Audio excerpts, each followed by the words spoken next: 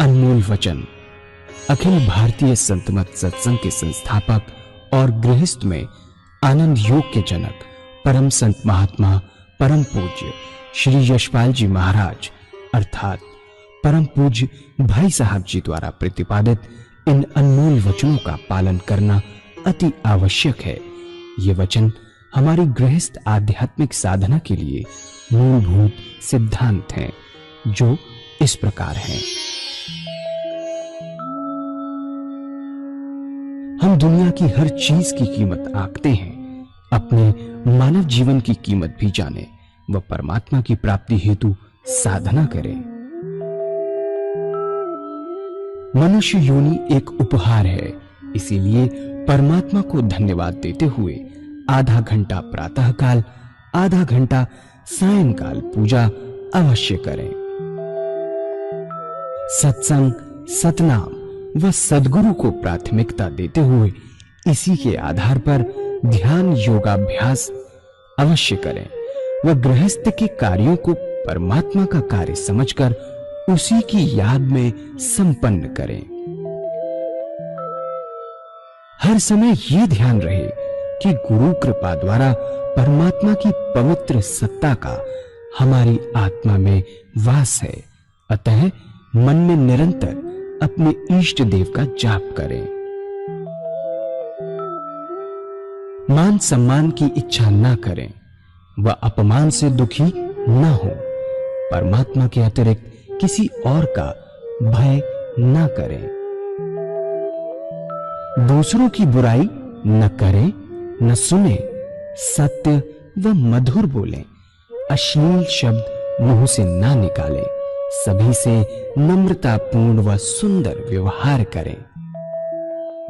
धर्म पत्नी के अतिरिक्त अपने से बड़ी से माता जैसा, बराबर की से बहन जैसा व छोटी से पुत्री जैसा व्यवहार करें।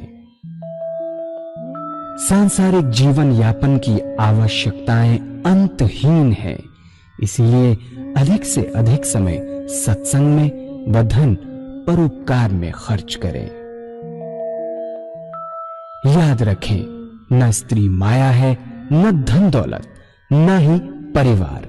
माया वह है जो हृदय को परमात्मा से दूर हटा दे।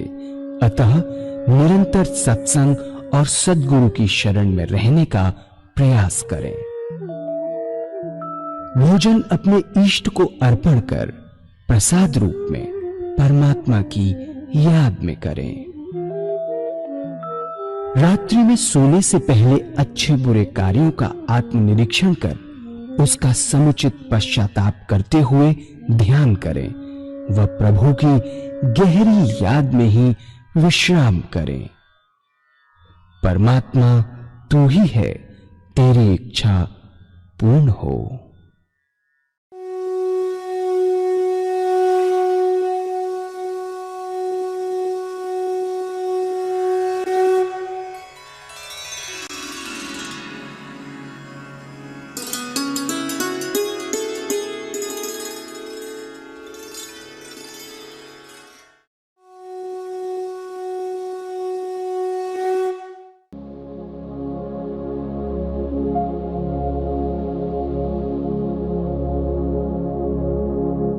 जय सद्गुरुदेव जय पद शरणम श्री स्वरूप चरणों शरणम।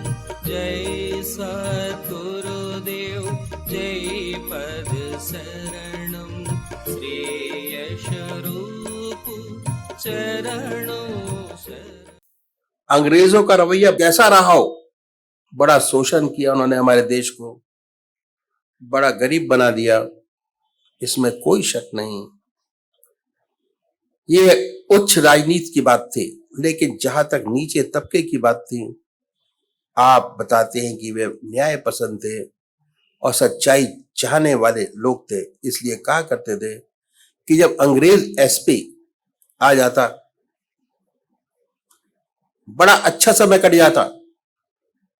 जब इंडियन एसपी आता तो मुसीबत पैदा हो जाती। वह चाहता था कि जैसा वो चाहे वैसा लिखी जाए, बस ट्रांसफर।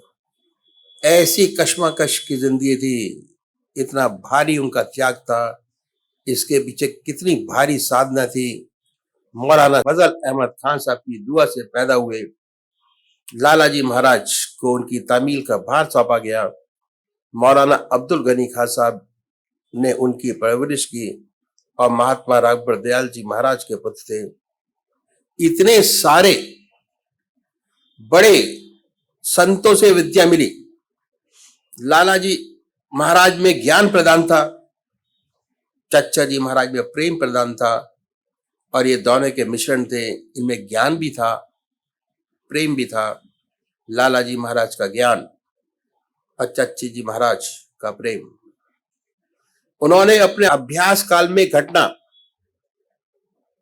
घटी जो आपके सामने रखता हूं।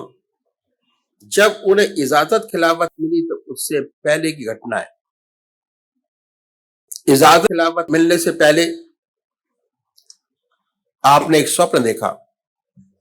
एक बहुत सुंदर बगीचा है, वह भी मल्टी कलर। स्वप्न में एक बहुत सुंदर बगीचा देखा, तरह तरह के उसमें फूल खिले हुए हैं, तरह तरह की लताएं हैं, कितना सुंदर मखमल जैसा लॉन है, मन सुगंध वायु बह रही है, चारों तरफ खुशबू ही खुशबू है। इस बगीचे में आप बैठे ध्यान कर रहे हैं, प्रभु की याद में बैठे हैं, ध्यान कर रहे हैं। क्या हुआ, किन्हीं हाथों ने आपको उठा लिया और आपको होश भी नहीं रहा, और हाथों में उठाकर चारों तरफ घुमाने लगे। ध्यान हटा तो क्या देखते हैं कि बहुत सुंदर युवतियां, जो आप इमेजिन नहीं कर सकते, आपको हाथों में लेकर घुमा रही हैं। जब ये देखा तो आपके ऊपर बड़ा ताज्जुब हुआ कि मैं क्या देख रहा हूं। बड़े शम बड़े हृदय से फरमाया कि हे परमात्मा, मैं क्या देख रहा हूं। ये कहना ही था कि स्वप्न खत्म हो गया। फिर भगवान की गहरी याद में डूब गए कि हे परमात्मा, ये क्या देख रहा हूं। फिर नींद आ गई। थोड़ी देर बाद स्वप्न में देखा कि परमात्मा की याद में मस्त चला जा रहा हूं, अपना होश नहीं है, मस्ती में चला जा रहा हूं। गंगा का किनारा है, प्रभु की गहरी याद में मस्त है, डूबे चला जा रहा हूं। आगे क्या देखता हूं कि मौलाना फजल अहमद खान साहब कुद्दुस रूह और लाला जी महाराज, परम सत महात्मा रामचंद्र जी महाराज, दोनों चले आ रहे हैं टहलते हुए। जब पास आ गए तो इन्हें होश आया और मस्तक चरण छू के प्रणाम किए। वे खड़े हो गए। प्रणाम करते ही आप दोनों ने पीठ थपथपाई और कहा, पूर्ण पद को प्राप्त कर लिया। तो ऐसा सुंदर सपना उन्होंने देखा। उसके बाद जब भी अपना सपना सुनाया, लालाजी महाराज को बताया, तो उन्हें इजाजत दी। आपने इस इजाजत में लिखा कि ये कायदा कुलिया नहीं है कि हमेशा कमजोर माँ बाप से कमजोर संतान पैदा होती रहे। अगर अल्लाह चाहे, भगवान चाहे, तो ऐसा शेर पैदा हो सकता है जो आज से 500 वर्ष पहले पैदा हुआ हो। यह लिखा। इसके 6 महीने बाद परम संत महात्मा मौलाना अब्दुल गनी खान साहब के यहाँ उर्स था, उसमें गए और मौलाना अब्दुल गनी खान साहब को यह स्वप्न हुआ कि मौलाना फजल अहमद खान साहब कह रहे हैं कि ये दस्तार इन्हें महात्मा बिजनौर लाल जी महाराज को पहना दी जाए। और जब दस्तार उन्हें पहनाई गई तो आप बेहोश हो गए। 3 दिन तक होश न रहा। लाला जी महाराज और चच्चा जी महाराज बहुत घबराए। मौलाना अब्दुल गनी खान साहब ने उनके सीने पर रुमाल रखकर बैठे रहे, कहते रहे कि ईसा अल्लाह कुछ नहीं होगा, ये तो दुनिया में आलम मुरब्बर करेगा, सच्चा प्रकाश, सच्ची रोशनी देगा। 3 दिन के बाद होश आया। ऐसे सब बुजुर्गों की कृपा उन पर रही, ऐसी सुंदर हस्ती जग में आई। सबसे बड़ी बात यह थी कि ये नहीं चाहते थे कि बड़ी भीड़ इकट्ठा हो। लाला जी महाराज के और शिष्य थे जिनके काफी भीड़ थी। डॉक्टर चतुर्भुज साहब, डॉक्टर श्री कृष्ण लाला जी महाराज के और भी शिष्य थे। बड़ी बड़ी भीड़ें थी, लेकिन इनके यहाँ 4-5 व्यक्ति आते थे। लोग कहते थे कि महाराज आपको तो लाला जी महाराज की इजाजत है, चच्चा जी महाराज की इजाजत है, मौलाना अब्दुल गनी खान साहब की इजाजत है, लेकिन बड़ी बड़ी भीड़ें और लोगों के यहाँ है, आपके यहाँ तो बहुत कम है। तो कहते थे कि हमें तो एक की ही खोज है, जिसे मैं ये विद्या दे दूं और विद्या कायम रहे तो भगवान हम पर बहुत खुश होगा।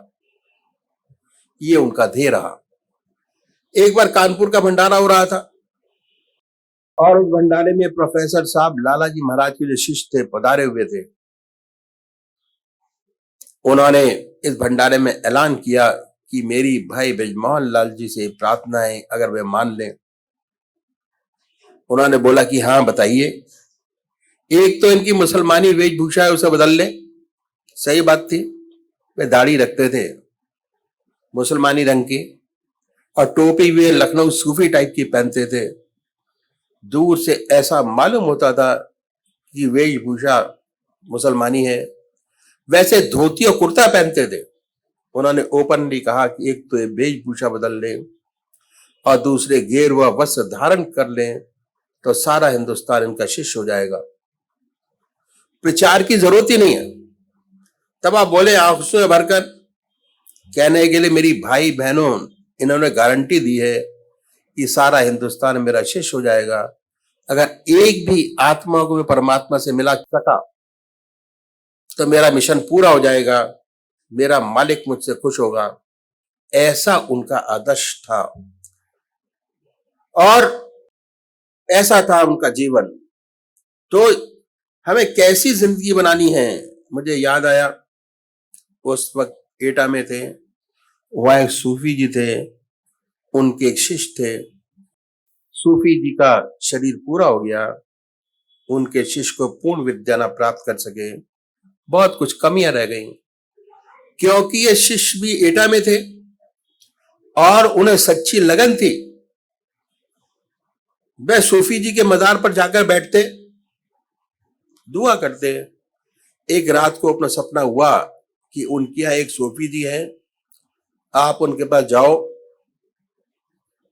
तो आपका काम बन जाएगा। और स्वप्न उनके दर्शन हुए दद्दा जी महाराज के।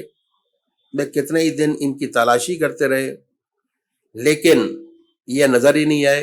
किसी ने बताया कि यह सूफी जी यहाँ पर है, लगते तो मुसलमान जैसे हैं और हिंदू भाई महात्मा कहते हैं और मुसलमान भाई सूफी कहते हैं। फिर वहां पहुंच गए और फौरन पहचान लिया। बड़े अदाब से अपना स्वप्न बताया आपको। आपने फरमाया ठीक है, आप आया करिए। आते रहे और फैजियाब होते रहे, कोई बात नहीं, आप बराबर आते रहे। जब इनके पीर साहब का उर्स आया तो मिलने के लिए आए, कहा कि उर्स है, आप आए। उन्होंने उसका पर्चा दिया, ले लिया, लेकिन जिस अदब आदाब से पर्चा देना चाहिए था वह बात नहीं थी।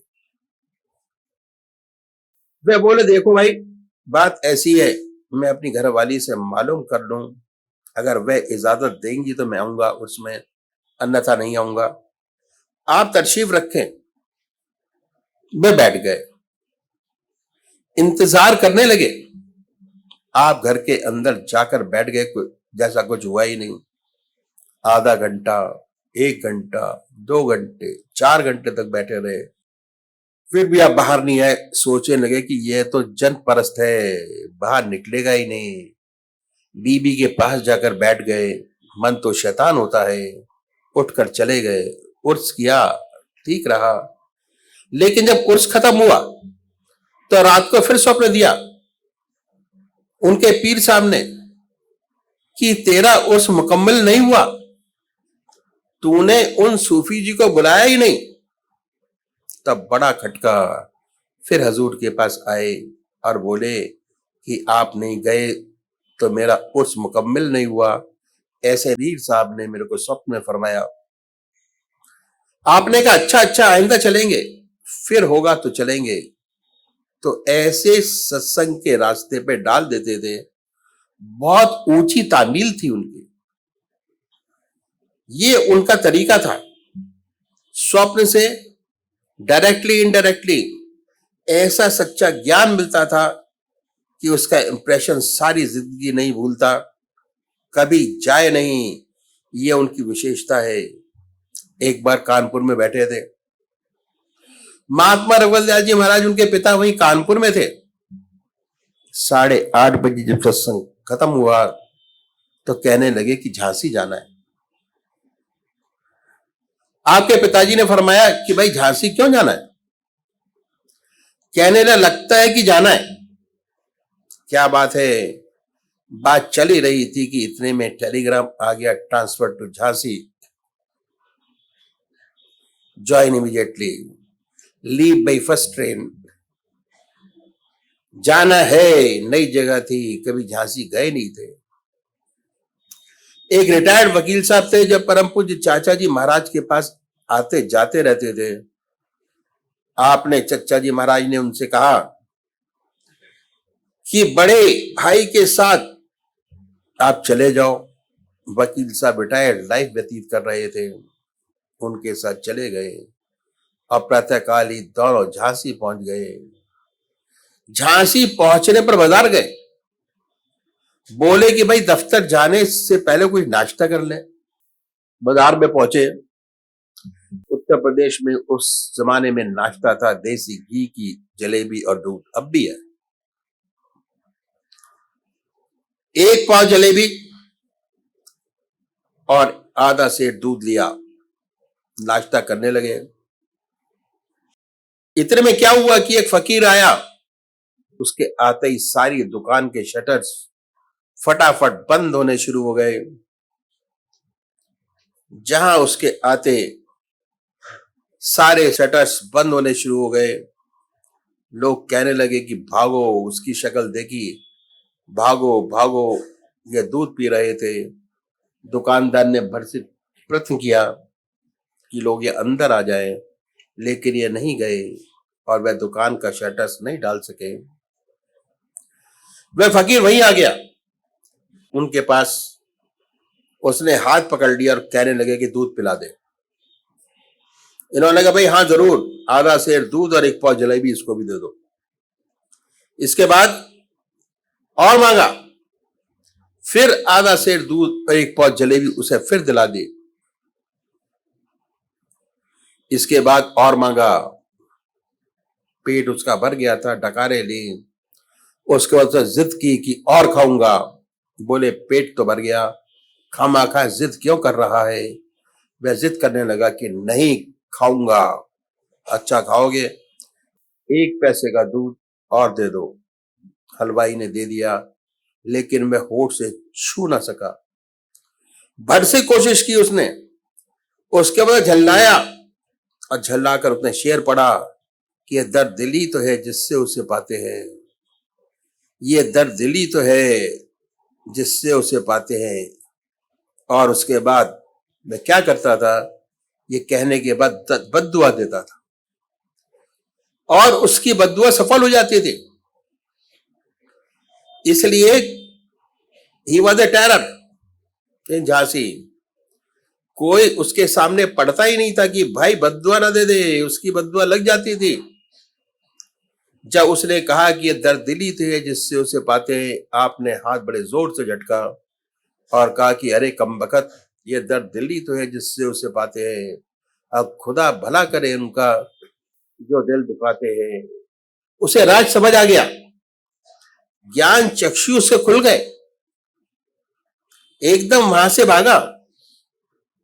झांसी में छोटे छोटे टीले हैं। एक टीले पे चढ़ा और अल्लाह अकबर का नारा लगाकर छलांग लगा दिया, शरीर छोड़ दिया। बात क्या थी? बात ऐसी थी कि वह सताया हुआ था। छोटी उम्र में उसके माता पिता का स्वर्गवास हो गया था,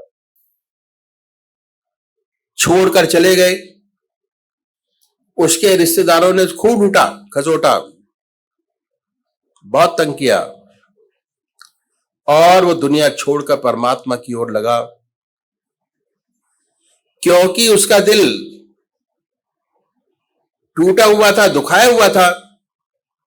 भगवान के सम्मुख बहुत रोया और ऐसी सिद्धि प्राप्त हो गई कि जो कह दे सो हो जाए, ऐसी सिद्धि उसके पास हो गई थी। अब चौकी में संसार का सताया हुआ था, इसलिए बद्दुआ देता था, और जो उसके सामने पड़ता ये कहकर कि ये दर्द दिल ही तो है जिससे उसे पाते हैं, बद्दुआ दे देता। महाराज ने उसका हाथ झटका कि ये दर्द दिल ही तो है जिससे उसे पाते हैं, खुदा भला करे उनका जो दिल दुखाते हैं, तुझे उन्हें दुआ देनी चाहिए कि तेरे दिल को चोट पहुंचाकर उन्हें तुझे अल्लाह से मिला दिया, आगे बढ़ा दिया, परमात्मा की तरफ लगा दिया। तुझे उनका शुक्रिया अदा करना चाहिए कि परमात्मा अल्लाह उनका भला करे, भगवान उनका भला करे, जिन्होंने तुझे चोट पहुंचाई, चोट पहुंचाकर ईश्वर की तरफ लगा दिया, दुआ दो। ये उनकी जिंदगी का एक वाक्य सेवक ने आपके सामने रखा। कितना ऊंचे वे संत थे, बहुत से वाक्यात हैं। जितने भी सत्संगी भाई थे सब उनके पास आ जाते तो दुनिया भूल जाते, जब उनके पास जाते तो दुनिया की चिंता न रह जाती, मन में संसार का कोई विचार नहीं आता था। जब तक उनकी सेवा में रहते अपने आप स्वतः ईश्वर की याद बनी रहती, नशा खुमारी चढ़ी रहती हरदम, और ललायित रहते कि उनके श्री मुख से कुछ निकले और हम सुने। देखते रहते कि कम मौका मिले उनके पास बैठने का, और डर भी लगता था। चुप के देखते रहते, ऐसी सुंदर हस्ती थी। उनके पास बैठने से मन विचार शून्य हो जाता। चित्त का निरोधक उनके पास बैठने से होता। खाली सोबत से मन विचार शून्य होता।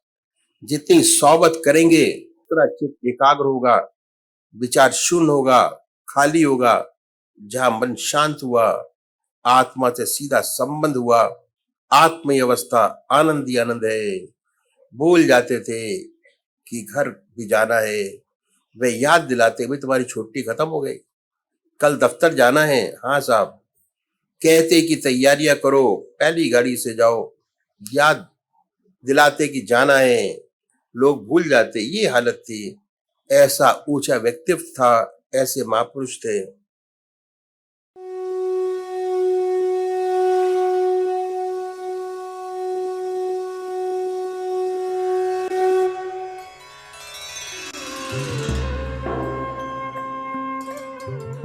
ध्यान योग के कार्यक्रम आनंद योग से निशुल्क जुड़ने के लिए संपर्क करें 9810239677।